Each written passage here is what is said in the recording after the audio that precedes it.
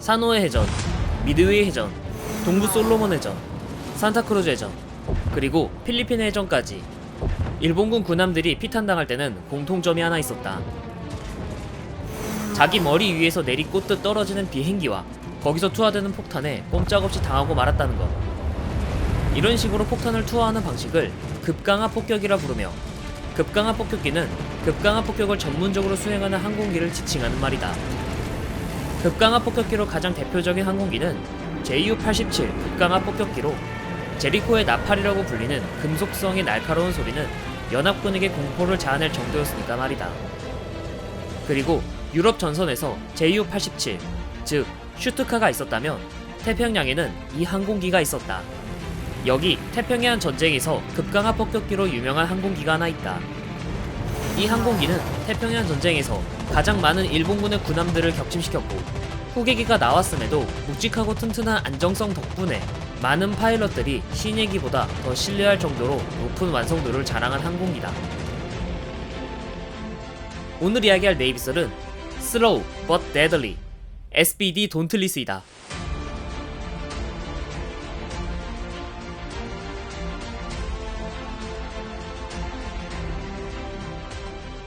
1차 세계대전을 거치면서 발전한 항공기들은 군대에서 필수적인 요소로 자리매김하게 되고 1930년쯤 되자 임무에 맞게 세분화되기 시작한다. 크게는 전투기, 공격기, 폭격기 등으로 나누어졌으며 각 분류마다 또 하위 분류가 나눠지면서 발전해 나갔다. 특히 폭격기의 발전이 가장 컸다. 라이트 형제가 최초로 비행했을 때 엔진은 불과 40마력이었지만 지속적인 항공기 엔진의 발전으로 1000마력이 넘는 엔진까지 발전해 더 커다란 폭탄을 탑재한 뒤 더 먼 거리를 이동할 수 있게 되면서 군 내부에서는 폭격기를 이용해 군사시설이든 뭐든 다 박살내버릴 수 있고, 설령 전투기가 따라 붙는다고 해도 폭격기에 장비되어 있는 대공기총으로 격추시켜버릴 수 있기에 폭격기를 통해 전쟁을 끝낼 수 있다는 폭격기 무정론이 팽배하던 시절이다. 이 때문에 폭격기의 대규모 편대 비행을 통해 주요 도시나 군수품 생산 지역 등을 목표로 폭탄을 대량으로 투하해 넓은 면적을 연이어서 공격하는 융단 폭격이 고안되었고, 이는 폭격기들의 기본 전술로 채택되었다. 그런데 융단 폭격에서 사용하는 전통적인 폭격 방식인 수평 폭격에는 문제가 있었다. 폭격기가 폭탄을 투하하면 그대로 낙하하는 게 아닌 항공기 속력과 중력, 풍속등의 합력으로 포물선을 그리며 날아가게 된다. 그리고 아직 유도 장비가 발전하지 않은 시절이기에 활강하는 폭탄들은 고도가 높으면 높을수록 바람의 영향으로 인해 오차 범위가 컸다. 때문에 기존 수평 폭격은 고정 목표물이라면 몰라도 바다에서 끊임없이 움직이는 군함을 공격하기에는 비효율적이었고, 군함을 타격하기 위해서는 정확한 위치에 핀포인트로 맞출 수 있을 정도로 정밀한 명중률이 필요했다. 그 정밀 타격법이 바로 급강하 폭격이다. 기존의 폭격 방식과는 다르게 폭탄을 안고 급강하하는 이 폭격 방식은 수평 폭격과 비교해 훨씬 더 정밀한 타격이 가능했기 때문에 대함 타격용으로 적합했다. 급강하 폭격기의 높은 명중률은 실전에서도 드러나는데, 1942년 4월 실론해전에서 세계 최강의 기량을 가진 일본 해군 항공대 파일럿들이 99식 함상 폭격기를 이끌고 가 영국 순양함들을 공격했는데, 이때 명중률은 무려 80%에 이를 정도로 정확했다고 전해진다.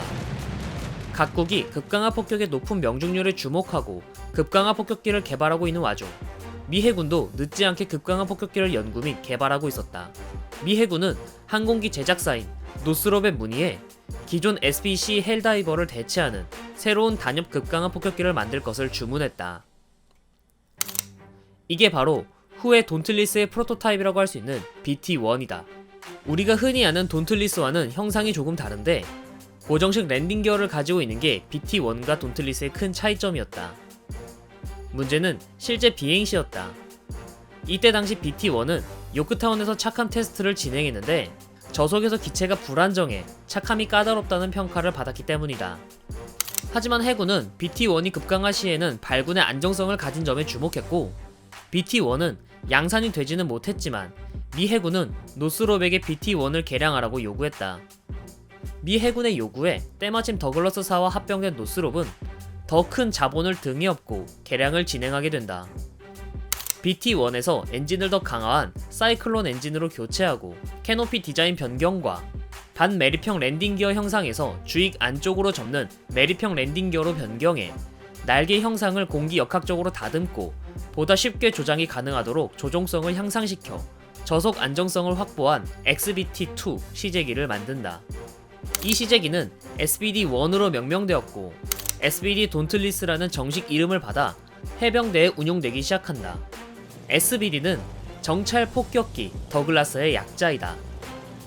정찰 폭격기는 말 그대로 정찰을 겸하는 폭격기라는 걸 의미하며 이 때문에 돈틀리스는 장거리 항해가 가능하도록 긴 항속거리를 요구받았다.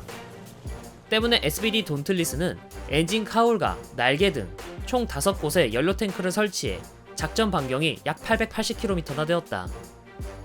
해군은 초기 양산 돈틀리스인 SBD-1에 만족했고 곧바로 개량 작업으로 업그레이드하기 시작한다.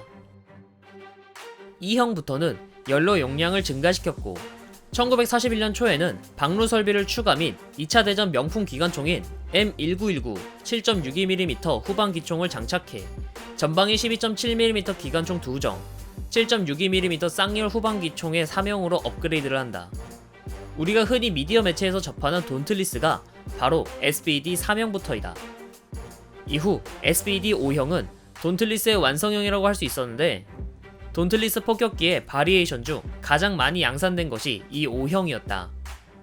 1200마력 엔진은 1000파운드의 폭탄, 그러니까 900kg 정도의 폭탄까지 탑재할 수 있을 정도였다. 돈틀리스의 가장 큰 특징은 뭐니뭐니도 우수한 다이브 브레이크다. 다이브 브레이크란 급강하 시 너무 빠른 속도로 인해 기체가 송산되는 것을 막기 위해 속도를 줄여주는 장치인데 치즈 플랩이라는 이명으로 불린 돈틀리스 특유의 다이브 브레이크는 강하시 생기는 와류를 효과적으로 억제할 수 있어서 보다 안정적으로 강화하는 게 가능했다.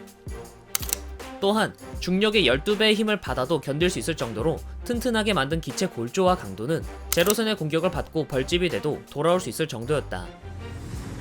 이런 튼튼하고 안정적인 설계 때문에 미 해군은 돈틀리스를 미 해군의 급강하 폭격기로 정식 승인했고 돈틀리스는 요크타운 항공모함과 렉싱턴급 항공모함에 정식으로 배치된다. 그리고 1941년 12월 9일 일본의 기습적인 진주만 공습이 시작되면서 태평양 전쟁의 서막이 열리기 시작한다. 미국은 선전포고도 안하고 선빵을 때린 일본에게 선전포고를 하고 전시상태에 돌입한 돈틀리스는 모두가 다 알듯이 역사의 길이 남을 전설적인 전과를 남기기 시작한다. 돈틀리스가 처음으로 전과를 남긴 건 사노해 해전이었다.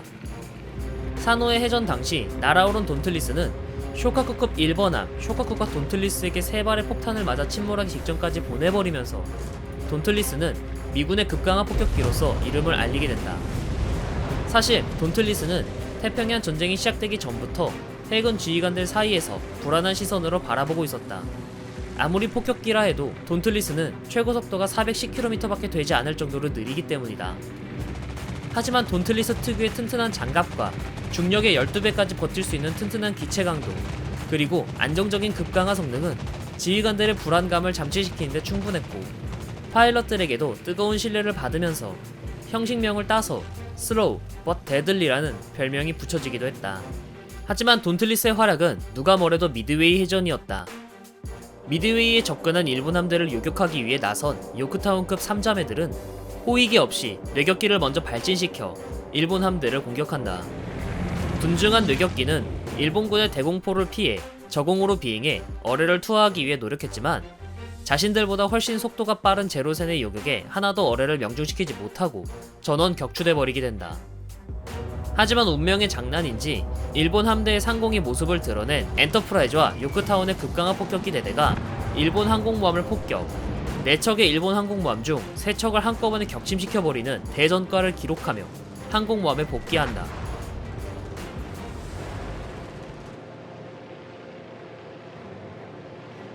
하지만 아직 남은 항공모함 한 척, 히류가 이윽고 반격하고 히류를 격침시키기 위해 간단한 보급만 마치고 다시 출격해 격침시켜버리면서 태평양 전쟁의 전세를 뒤집어버리는 계기, 미드웨이 해전에서 대승을 거둘 수 있게 된다.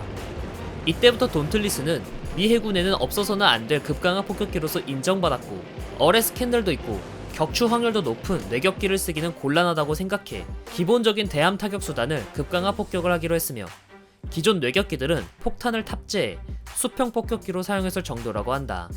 또한 산타크루즈 해전에서 정찰 폭격기라는 역할에 딱 맞게 정찰 도중 발견한 ZEO의 함대를 포착, 곧바로 폭격을 개시해 ZEO를 전투불능으로 만들어버리는 역할을 하며 주 공격대는 사노의 해전에서 입은 피해를 수리하고 다시 전선에 돌아온 쇼카쿠를 폭격해 다시 전선에서 항구로 보내버려 솔로몬 제도의 제공권을 지켜내는 데 성공한다.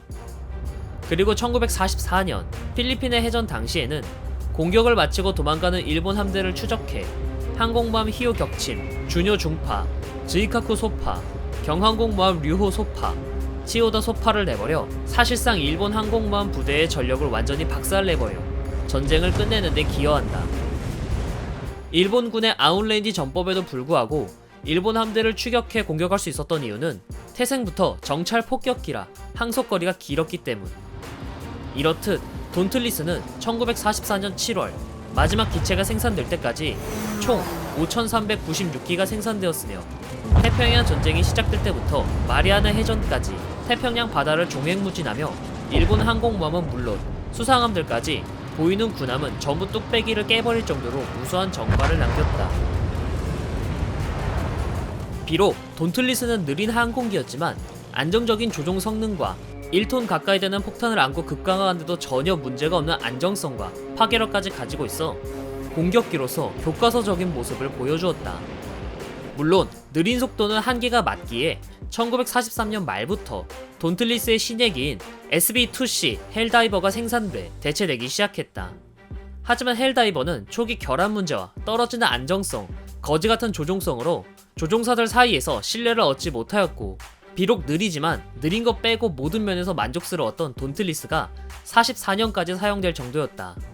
또한 묘하게 와일드캣과 닮은 실루엣 때문에 돈틀리스는 와일드캣과 헷갈려 안심하고 꼬리를 잡은 제로센 파일럿들이 후방기총에 날아오는 탄환에 당황해 간담을 서늘하게 했던 폭격기였다.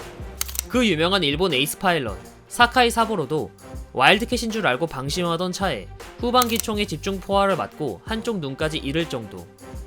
재밌는 점은 돈틀리스는 실제 제로센과도 전투에서 뒤떨어지지 않았으며, 심지어 사노의 해전 당시 부족한 전투기 숫자를 메우기 위해 뇌격기 요격에 동원되었고, 이때 돈틀리스 혼자서 3기나 격추시키는 놀라운 전과를 남기기도 했다.